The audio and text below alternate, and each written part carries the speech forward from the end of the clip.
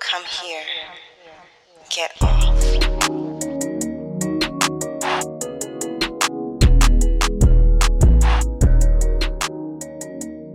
Today we're talking to Quinn Gee-Edwards, pronouns she and her. Quinn is the owner of Magnolia Mental Health and founder of Hey Black Girl. She's a licensed psychotherapist who specializes in codependency, trauma, and minority-related issues, including those that impact women, members of the LGBTQ community, and people of color. Thanks for coming back on the show, Quinn. Thanks for having me, y'all. So Quinn, what did you want to be when you grew up? I used to want to be president, actually. Me too. I wanted to be a president. But it was just because I thought that it was like running shit and not real. I didn't think about the responsibility part. Now I'm like, fuck y'all. I just want to be rich and do nothing. Well, I knew the presidency wasn't going to make you rich, because I think they salary when I was coming up was like $125,000 or $200,000 a year. And I was like, no, it ain't about the money, but I want to be the first Black woman president. I'll never forget that. Me too. There's still time. No, thank you. Fuck you. No, thank you. Fine. So how did you get from there to here? So I wanted to be a psychologist originally, and I actually ended up needing therapy in college because I went through a divorce. And when I was in my own therapeutic process, that's when I realized, like, that's really what I want to do. I want to do more direct work with people and not so much, and not saying as a psychologist, you don't do direct work, but at that time, the pathway I was going to be going on was more research and policy based and not necessarily client direct kind of work. And so after going through my own therapy, I never forget, it was a Russian white woman. I'm friends with her on Facebook now. But she helped like me change my life and really reframe my marriage. And she was the first person that ever told me that what was happening in my marriage wasn't okay.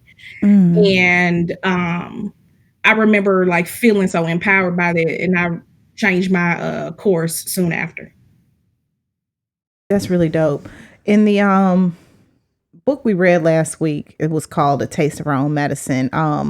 There was a woman that was navigating life post-divorce, and we know you work with a lot of women that are in that space. And as you just told us, you were in that space. Yeah. Right. So when the book opens, Sonia, the protagonist of the book, is she's starting an entrepreneurship class to help her get her business up and running. How often do you see people embark on new ventures like this after a divorce? Quite often, like, especially like if my clients of a certain age, like if they're over 25, they're just like, I'm finna start over, I'm finna do this, change my life. And not even just with divorces, but the end of any major relationship. They like, I want to cut my hair off, or I'm finna, move across the country, or, I'm going to go back to school. But I see a lot of that, definitely. And I'm trying to think, damn, what did I do? Oh, I started dyking. That was it. You're like, dick, not for me. You're like, you know what? I like pussy. So why do you think people make such a big change? I think usually you want something so different from what you just had. You kind of want to autocorrect, like rewrite your life in a way to straighten it back out, right? If we think of a divorce or a relationship as pans, then the divorce was the wrinkles, and now you want to iron that shit back on out. And quite often it doesn't work that way, but it does make you feel better to make these like very surface, immediate changes. That's real. So another thing that Sonia struggles with in this book a lot is negative self-talk. So she'll talk bad about her body. She calls herself stupid and weak. Sometimes, a lot of times in her head, but even sometimes out loud, like with the person who's trying to be her new partner.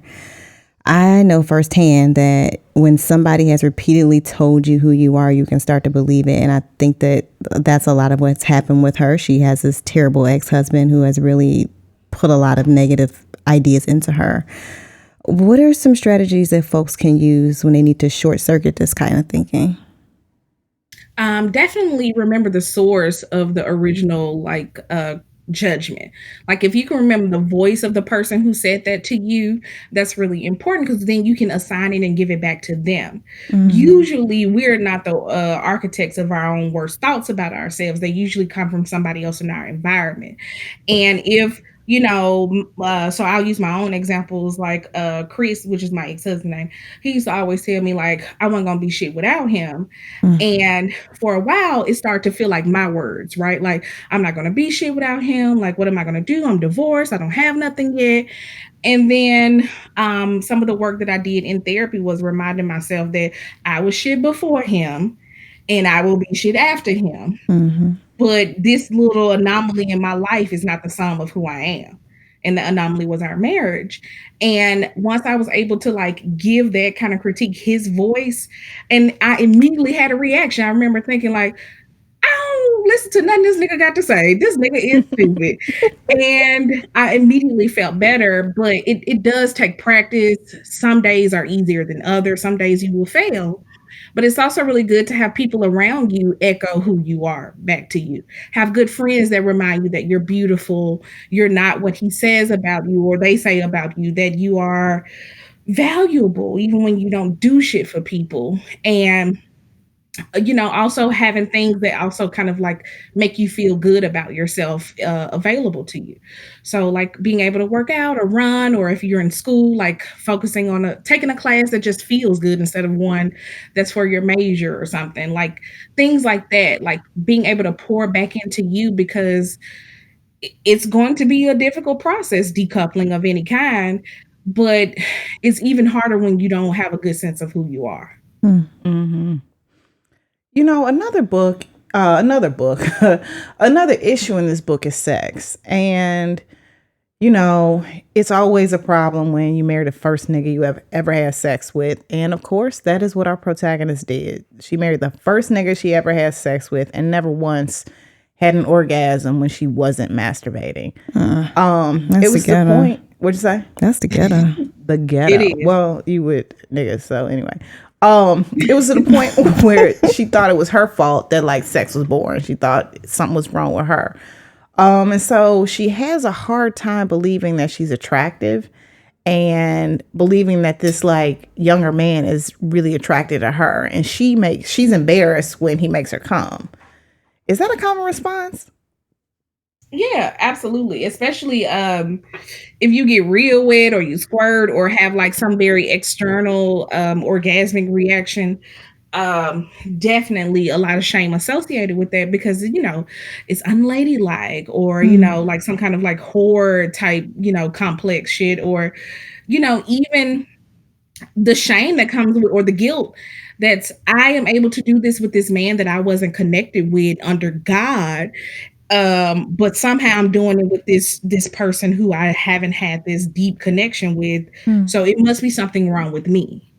And it's really important to have like people in your corner to remind you like, nah, that nigga was just giving you like beauty of the dick for like all the years.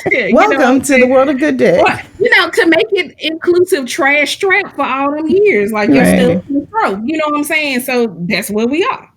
And I think it's important to just know, like, one, that's common for a lot of people who experience that, but also knowing it ain't your fault. This is just the body. Your body is gonna respond to shit even when your mind don't want to. So, Quinn, in the book, the character Sonia had a really tough time disengaging from her manipulative ex, who, as we said earlier, pumped her with info about how she wasn't shit, told her kids information about her, and then used it to accuse her of being a bad mom. So how can we set boundaries that keep our kids out the drama that an ex can bring when we still have to co-parent with them? I think probably making sure that you, on your end, never bad talk the parent or former partner in front of the kids. Also making sure that you are trying to keep as close to the routine that they had when they lived with both of you. I mean, and the best thing is always family therapy, because like divorce takes a toll on kids, even when they're witnessing a relationship that was unhealthy and they have relief when it ends. It's still kind of a grieving process, and it does take some adjustment. And it's important to make sure that kids feel like they have somewhere safe to talk to, somewhere safe to kind of like deposit those feelings and someone to talk to. Of course, um, a good boundary would be like, for you as a parent, like allowing them to express their emotions, because quite often we just want the kids to be okay with the big decisions that we make. Like, as if it's not happening to them too. We just, when kids get an attitude or they get frustrated, they get mad or get an attitude, we get mad at them for doing it, and, kind of punish them for those feelings, and think about what that's saying to them. When something bad happens to you in your life, or different or a big change, you are not allowed to express your feelings because it's going to be met with some kind of negative impact, and that's not fair. And kids ain't got as many coping skills as adults do. We can get in the car and go somewhere, or go to the gym, or go out on more dates, or, have a drink or whatever it is. But kids can't always do that. So they have limited ability to express their emotions, and then we box them in by telling them that their feelings don't matter. Like, that's not fair. So it's really important to make sure that you give them an environment to express themselves. Word. That's a really good perspective. Another theme that comes up is body image, which rang super true to me. Because especially if you marry young, like that body that you had when you was dating, they ain't the same body you got when you re-enter the dating pool. So how can we shore up our confidence in this area when you are in a space where you are now undressing in front of new folks? I think just coming into it knowing that if your foundation is good about how you feel about yourself, that generally you like yourself, you think you're attractive, or whatever the case may be, I think it'll be fine. Especially if you acknowledge too that it's gonna be anxiety inducing getting undressed in front of a new person. Like, it just is. Even if you're the most comfortable, confident person in the world with your body, getting undressed in front of somebody that have a new relationship is still awkward. So it's important to just know, like, there's always awkwardness in sex. Like, it always is. And so that's something that as adults, sometimes like we get in our head, like this idea that sex has to be kind of like in the perfect like harmony and all of that shit. And no, like, people be sweating, body odor, like somebody might fall, like awkward positions. Like, it's all kind of shit that goes into it. And if we can accept that there is always going to be some anxiety around sex, because it's just about a performance and your pleasure is immediately measured, right? I think that that'll help too. But the biggest thing is just knowing that, like, feeling confident in your own body, being okay with being undressed in front of yourself, because you're usually your biggest and most vocal critic. And if you are getting undressed on your own and you enjoy looking at your body for most of the time, then I think that'll help a lot. So in the book, Sonia struggles to take care of her kids and her sister and sometimes her ex-husband. And it becomes clear pretty quickly that she's codependent, putting the needs of everybody else in front of her own. You recently blogged about your own struggles with codependency. I'm really interested in how you manage your own mental health while you help other people with their journeys. I mean, my team around me is like amazing. Honestly, I don't know how I got so damn lucky to have such a team, because they see me even when I can't see myself. And it's important to have people around you that can just kind of pull you out of your own cloud of bullshit sometimes. And I think that the biggest thing for me is just, one, knowing. I used to always know when I was in that fog, but recently I've had trouble seeing that I'm in that fog, right? Your eyes adjust to the light. And it's important to have somebody around you who is just new to that environment. Like, what the fuck? And so for me recently, I haven't always been able to self correct like I usually do, which is like making sure I take lunch breaks. Um, making sure I have like at least one day off during the week, not working outside of my scheduled hours. And so I hadn't really been consistent with that. But even when I did implement that, I still was feeling the same. And that's because it was part of a larger thing. I didn't realize I had relapsed in codependency. And, it was really good to have my people around me to put some fresh eyes on what was really going on. But I had to be honest with them. And that part was the hardest part, being honest with myself and being honest with them. And, you know, since I did that, like what's been helping me is like going to my therapist and making sure that I eat, even if it's some bullshit in the morning, at least it's something I enjoy eating. The other day I made some breakfast pork chops and I was like, right before my 10 o'clock session, I was like, I know I smell like pork. And I was just in my head about it for like 10 minutes. And then I was like, fuck it. It was some good pork chops. And so, but I do try my best to do the things that I know have worked for me, like taking my lunch breaks, keeping my hours, being really good about my timing sessions, make sure I have food in my fridge downstairs, but also, being honest with other people around me and having them tell me like, okay, this is you doing too much. You ain't nobody asked you for all that yet. Wait on them to ask you to do all this shit. And so that's really good too. Impact the way you counsel your clients?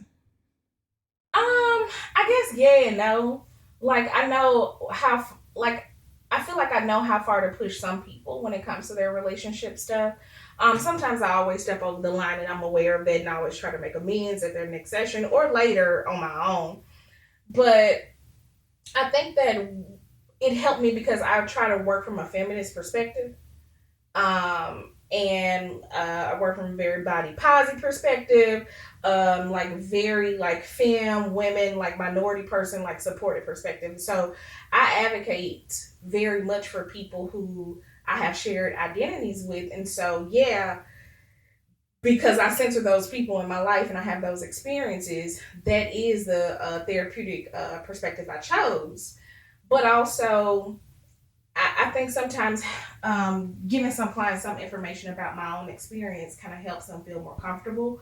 Because a lot of my colleagues, do a lot of, white coat therapy, and there are advantages to that, absolutely, where they're a little bit more removed from their clients, but that hasn't been where I've been successful. I've been my most successful with clients and in my practice by, pulling my skirt up a little bit, and letting them see what's on the screen.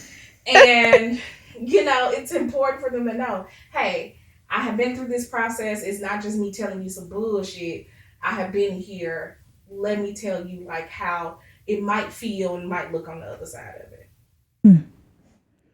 So speaking of which, on our last show, Erica and I kind of talked through our post-divorce relationship histories, kind of what we learned and how that impacted the way that we approach dating after the fact. What did dating look like for you after you moved on?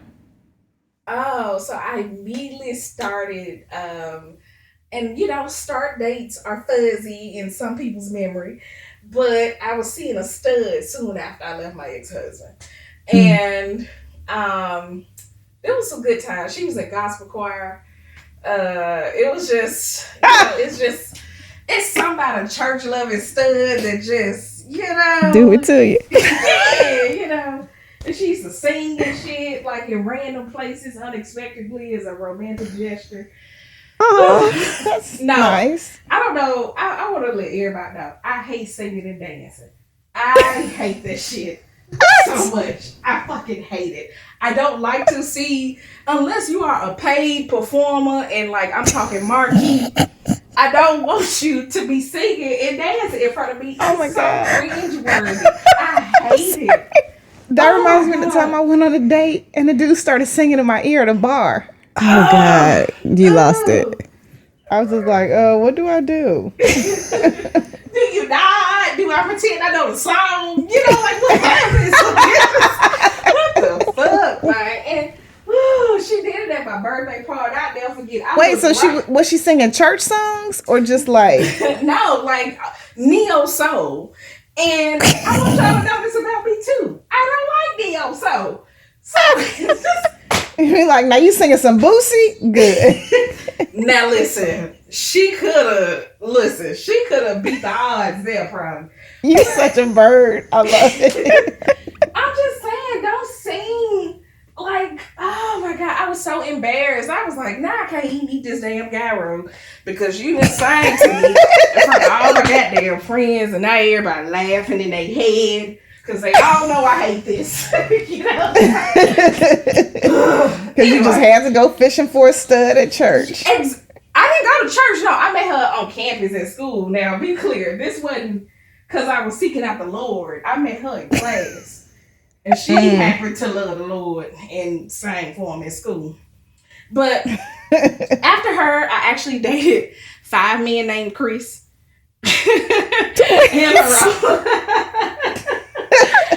Well, so, that was easy. Yes. I also have the name. I got my ex-husband's name tattooed on my hand when I was 19.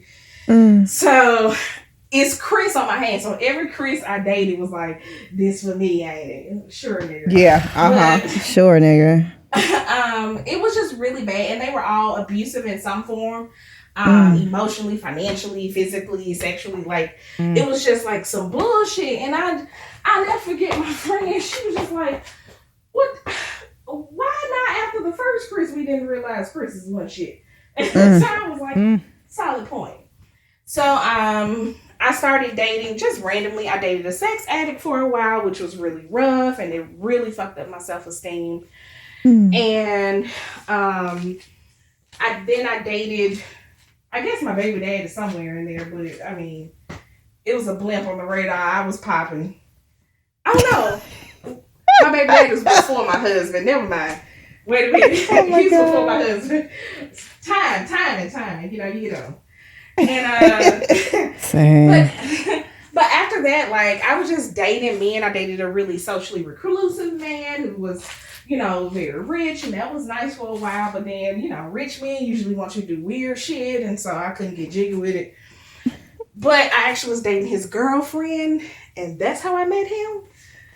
So it was a long night. Oh my gosh. It was a good night, and I'm just saying, I ran off on the plug, if you know what I mean. So, to be fair, I continued to have a relationship with both of them. And they didn't. Hey. You don't leave anyone left out. Equal opportunity. Yes. But, you know, after a while, she was annoying, and I'll never forget. She came to my house in some flare leg jeans. Nope. I was like, this is it. We're good. I am good. You know? I needed an excuse. She had flare leg jeans, and she had her hair flipped in the back. I was like, girl. I used to rock the fuck out of that flip in high school. Same. But this was like 2014. And so I was like, girl, what is this? No thanks. It was Memphis though. But okay. But after that, that's when I met my wife on Twitter. And that was September 11th, 2015, I believe. Wow. And I thought she was cute. And I asked her, did she like girls? And she said, yeah. And then I asked her for some news because I was trifling back in the day. And something tells me that trifling didn't end. But okay. No. And so, you know, she flew to Memphis. I made her some fish and spaghetti. Took her to the Martin Luther King Museum. And bought her some whiskey. And we've been together ever since. Yes, courting. So you said you met your wife on Twitter. Yes. I don't know. I'm not sure like how long you were married and stuff. But did you feel like the dating landscape changed? We talked about this on the last episode, how before we were married, before we both went into our marriages, online dating really wasn't a thing. Nobody was really shooting a shot on Twitter. Maybe MySpace, but it just wasn't happening. Once we got out, it was a completely different world. Did you experience that? Yeah. So I met like in that block of time after I stopped dating the Chris's and I started dating my wife, a couple of men that I met weren't online, either through like OkCupid or Plenty of Fish. Plenty of gonorrhea is what it should be called. I hate you. And even Craigslist. So like I was meeting guys online, and that was like easier for me because I didn't know it then, but it's obvious now that I had a lot of social anxiety. So going out and meeting folks, going to clubs and shit where you would normally meet guys, I really wasn't doing it. Mm-hmm. But by the time I started dating my wife, like a couple years later, like online dating was a thing. A lot of people I knew had met their partners online. You know, some good sites were still trying to find their way, you know, but for the most part, a lot of people were doing it online. Mm-hmm. Yeah, we have a few friends who met their husbands online, but they all got married after we did. I feel like there was like a boom of it after that. Yeah. Okay, so we like to ask our guests, would you rather questions? Okay. So I got one for you. Okay. Would you rather live your life stuck to your partner, like stuck to him, like y'all sewn together? Or would you rather only see your partner for one day every year? I would rather be stuck to my wife. Like man, my wife is my best friend. Like we travel well together. That's our favorite fucking thing, is just traveling, and sitting the fuck down is our favorite thing. We love this shit so much. There's a quote by the great Eddie Murphy that said, Jerry Seinfeld asked him, "What's your favorite thing to do? What do you like doing?" And Eddie Murphy said, "My favorite thing to do is nothing." And that shit changed my life when I watched that. So that's our thing. We love to do nothing and so much together. Like right now, we're gonna go to Trader Joe's. That's date night, but guess what we're gonna do? Come the fuck home and sit the fuck down and eat. I love it. And watch animal documentaries high as fuck. Yeah, I like it. I'm all for it. I can tell you so much shit about the earth. Listen, if we are in some general trivia about the earth or animals or the ocean, I know everything. Okay, so Quinn is on our trivia night team. Yes. Because I don't know nothing about none of that shit. Oh, you bugging. That comes from hundreds of hours of high watching shit. I probably don't remember nothing right, but I can tell you what it feels like. You got enough of the pieces. Yeah, I can piece it together. Yeah, you have definitely inspired my evening. Well, this has been delightful. Thank you so much for coming on again. For folks who missed the first time Quinn was on, it was maybe episode 6.5 in season 1. Go back and listen to it. Do yourself a favor. We were talking about hoteps. Yeah. And so for folks who want to find you outside the show, where should they go, Quinn? They can go to magnoliamhealth.com. They can find me on Instagram, magnoliamhealth. Or Memphisipian. I don't think I've ever said that out loud, huh? Yeah, because I lived in Memphis for a long time, and I'm also a Mississippian. So, Memphisipian. Okay. And you can also find me on Twitter at magnoliamhealth. Awesome. All right. Well, thank you for joining us, and thank you, listeners, for being here, too. That wraps up this week's episode of The Turn On. Peace. Bye. This episode was produced by us, Erica and Kenrya, and edited by Ballistic. The theme song is from Brazy. We want to hear from y'all. Send your book recommendations and all the burning sex and related questions you want us to answer to theturnonpodcast@gmail.com. And please subscribe to the show on your favorite podcast app.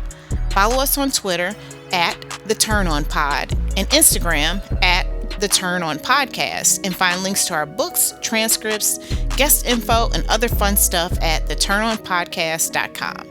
And remember, The Turn On is now a part of the Frolic Podcast Network.